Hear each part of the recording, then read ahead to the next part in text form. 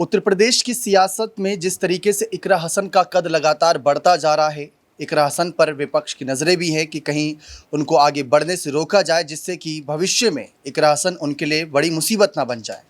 कई कारण हैं इकरा हसन को रोकने के लिए, जिसमें हम देखते हैं कि वो महिला हैं जो आधी आबादी को साध सकती हैं, युवा हैं जो युवाओं को साधने का, और साथ ही साथ मुस्लिम सांसद हैं तो उसका भी फ़ायदा, यानी कि सोने पर सुहागे वाली बात सपा के लिए नज़र आती है। लेकिन इस बीच पहले हम देखते हैं उनकी एक एआई वीडियो वायरल होती है जिस पर आपत्ति जताई जाती है, लेकिन अखिलेश यादव का कितना पक्ष आता है वो तब हमने देखा। फिर उसके बाद एजीएम वाला मामला सामने आया जिस पर इकरा हसन ने खुलकर अपनी बात रखी और कई उनके समर्थन में सांसद भी सामने आए, लेकिन किस तरीके से आगे क्या कुछ कार्रवाई हुई वो सबने देखा।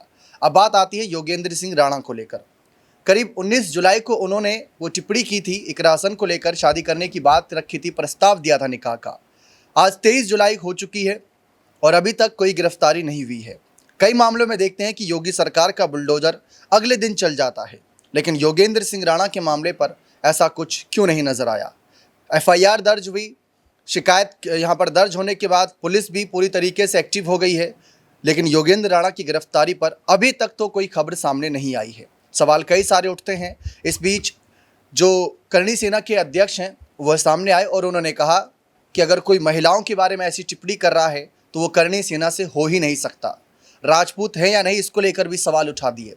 इन्हीं मुद्दों पर चर्चा करते हैं कि इकरा हसन भी खामोश हैं, अखिलेश यादव भी खामोश हैं, लेकिन सपा के तमाम जो जमीनी स्तरीय नेता हैं वो अपनी राजनीति चमका रहे हैं। तो क्या मामला बनना है? फिलहाल हमारे साथ हैं अमन सर, उनसे जानते हैं कि ठाकुर योगेंद्र सिंह राणा ने जिस तरीके से अपनी बात रखी, एफआईआर दर्ज हुई लेकिन गिरफ्तारी नहीं हो रही, तो आप किस तरीके से देख रहे हैं? देखिए, बिल्कुल जिस तरह की बात उन्होंने कही और जिस तरह का बयान उन्होंने दिया, जाहिर बात है कि बेहद आपत्तिजनक है, विवादास्पद है। और इसी बात को लेकर जो करणी सेना के अध्यक्ष हैं नीरज सिंह, वो भी कहते हैं कि भाई जिस तरह की बयानबाजी योगेंद्र राणा ने की है वो कहीं से भी एक्सेप्टेबल नहीं है। और तो वो ये कहते हैं कि भाई योगेंद्र राणा का करणी सेना से कोई ताल्लुकात नहीं है। जो भी महिला का अपमान कर रहा है, जो भी महिला के खिलाफ इस तरह की भाषा का उपयोग कर रहा है, राजपूत जो लोग हैं वो कभी भी इस तरह की भाषा का उपयोग नहीं करेंगे। और इसीलिए वो कहते हैं कि वो राजपूत है भी या नहीं, इस बात को लेकर भी संदेह है। यानी कि एक तरीके देखा जाए तो यहाँ पर योगेंद्र राणा जो है पूरी तरह से घिरते हुए दिखाई पड़ रहे हैं। अब उनका फ़ोन भी स्विच ऑफ है, पुलिस लगातार उनकी छानबीन कर रही है। आप देखिए, पहले उत्तर प्रदेश में छानबीन की जाती है, फिर उत्तराखंड में उनकी लोकेशन जो लास्ट मिलती है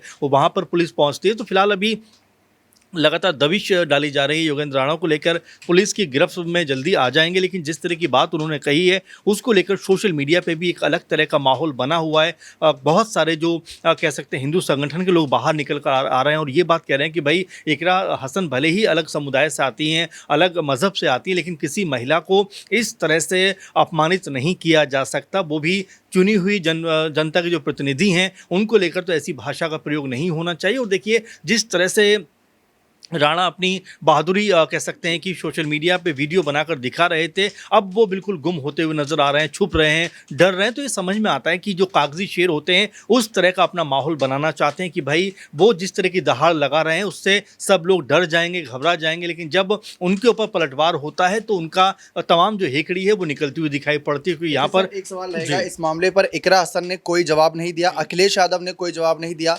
एसटी हसन, रुचि वीरा और कुछ जमीनी स्तर कार्यकर्ता हैं जो इस मामले पर अपनी तहरीर देते नजर आए, शिकायत दर्ज कराते नजर आए, लेकिन अखिलेश, इकरा क्यों खामोश है? और सबसे बड़ी बात, ओवैसी का भी नाम इसमें जोड़ा गया। शर्त जो रखी गई थी वो सबने देखी, वो बड़ी हैरान करने वाली शर्त थी, तो ये खामोशी क्यों नजर आ रही है? बिल्कुल जाहिर बात है कि जो बड़ी लीडरशिप है, मेरे ख्याल में उनका कोई बड़ा स्टेटमेंट अभी तक निकल के सामने नहीं आया है। इकरा भी मेरे ख्याल में इस जो पोस्ट की गई थी उसको नज़रअंदाज ज़रूर कर रही होंगी, क्योंकि इस तरह के कह सकते हैं व्यक्ति का नाम लेने का मतलब है उसको और ज़्यादा चर्चित करना या उसके बारे में कहीं ना कहीं खबरें फैलाने जैसा ही है। क्योंकि इकरा जब कोई बात बोलेंगे तो जाहिर बात है कि वो खबर नेशनल मीडिया पर भी आएगी और राणा को चाहते हुए ना चाहते हुए कहने की पब्लिसिटी मिलती हुई दिखाई पड़ेगी। अब आप देखिए, जिस करणी सेना के बारे में वो कह रहा है कि भाई मैं करणी सेना का उपाध्यक्ष हूँ या तमाम चीज़ें बोल रहा है, लेकिन अब करणी सेना के जो अध्यक्ष है नीरज सिंह, वो कहते हैं कि भाई हमारा उससे कोई ताल्लुकात नहीं है। आप देखिए, जब भी आप ऐसी अभद्र भाषा का प्रयोग करते हैं, गलत जो कह सकते हैं कि बातों को रखते हैं, बदजुबानी करते हैं, तो आपके साथ के लोग भी आपका जो हाथ वो छोड़ते हुए दिखाई पड़ते हैं। अब यहाँ पर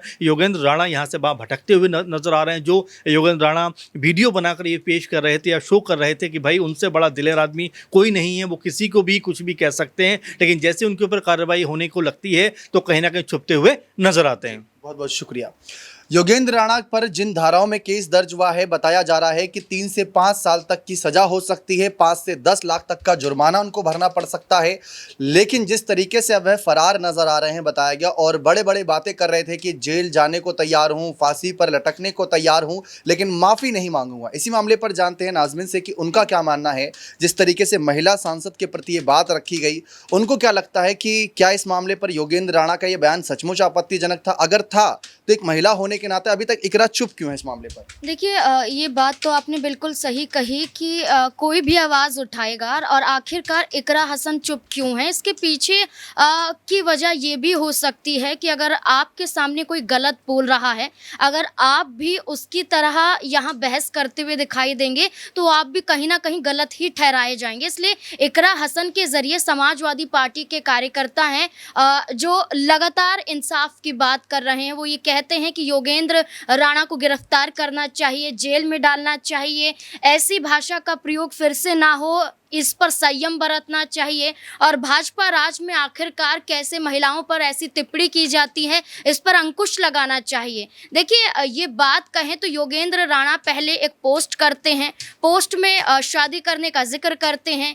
एक वीडियो भी साझा करते हैं, लेकिन जब ये सोशल मीडिया पर वायरल हो जाता है तब आप इस पोस्ट को और इस ट्वीट को डिलीट भी कर देते हैं। लेकिन सवाल ये उठता है कि जब आपने पोस्ट किया था तो आपने कहा कि आपने कुछ गलत नहीं कहा है, मैं माफ़ी नहीं मांगने वाला हूं, तो फिर आपने पोस्ट डिलीट क्यों किया? फिर आपका फ़ोन क्यों बंद आया और आप क्यों गायब हो गए? अगर आपने कुछ गलत नहीं किया है तो आप सामने डटे रहते, लेकिन आपके भागने से इस बात का अंदाज़ा तो लग गया कि ये बात गलत है, ये आपको भी मालूम है और आपको ये डर सता रहा है कि समाजवादी पार्टी के ज़रिए एफआईआर दर्ज करवा दी गई है लगातार इस पूरे मामले पर। एक सवाल रहेगा कि जिस तरीके से आपने बताया कि फरार हैं, लेकिन इतना बड़ा भारत देश है और योगी सरकार जो अपने पुलिस को लेकर इतनी तारीफ करती है, जब महाकुंभ जैसे भव्य आयोजन होते हैं, शाम में ये आंकड़ा आ जाता है कि 50 करोड़ लोगों ने स्नान करा, कितने लोगों ने, लेकिन एक योगेंद्र सिंह राणा जो सोशल मीडिया पर आपत्तिजनक बात करते हैं, फिर वो 19 जून को पोस्ट आती है, आज 19 जुलाई को पोस्ट आती है, आज 23 जुलाई हो गई है,